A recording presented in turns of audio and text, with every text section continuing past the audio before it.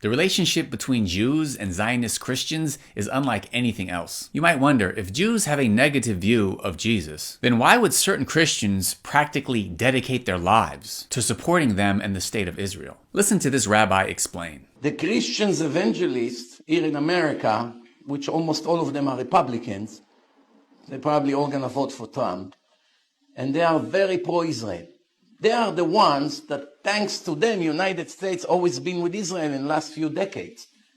If you take out Christianity out of the picture, what United States had to do with Israel?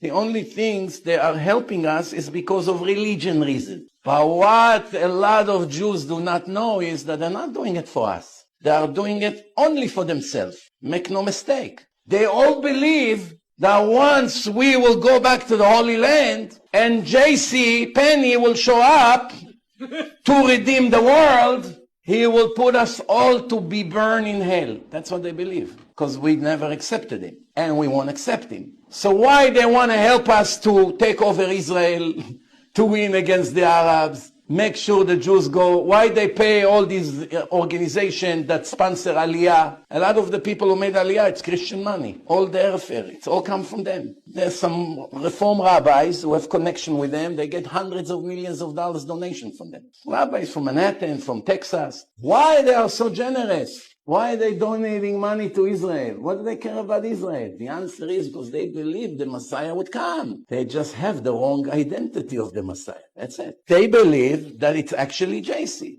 So it really is quite interesting how two religions that fundamentally disagree so much are working together. However, the Jews believe their Messiah has not yet come, whereas Christians and Muslims believe Jesus was the Messiah. So when a so-called Messiah other than Jesus comes, it's going to be the false Messiah. But then Jesus will return and he will be the one to eradicate the false Messiah. But the difference between the Christians and the Muslims is Christians worship Jesus, whereas Muslims believe he was one of the greatest prophets and messengers. And when he returns, he will exclaim that he is not God and don't worship him, but rather follow his guidance and worship God alone. And while some Zionist Jews and Christians are working together to try and speed up this process, Muslims believe that the trials and tribulations that come as a result of the false Messiah are the worst trials and tribulations that humanity will ever experience in all of human history. So we want to completely do our best to avoid that fitna, that trial. But based on what we see happening today, we are clearly reminded how that time keeps getting closer and closer. May Allah protect us.